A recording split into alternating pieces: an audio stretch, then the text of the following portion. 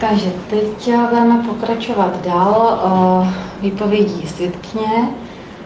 Takže já přečtu poučení, jenom teda tady je vlastně obviněná paní Karin Tomanová, je tady vlastně její zmocněnec, pan Hásenský a zbytek je veřejnost.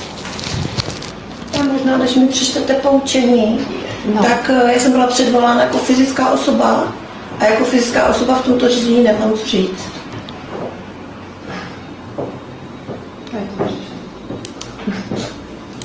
No, pokud teda, myslím, že jsme ji posílali jako na OSPOD, ne? Tady je to.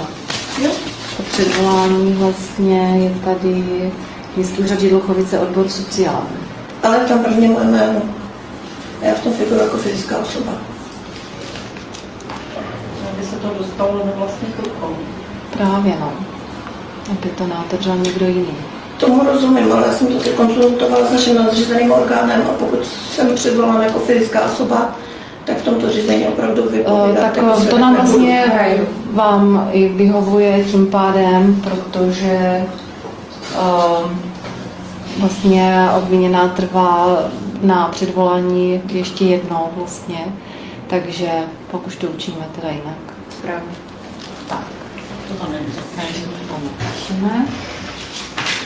Tak nakonec.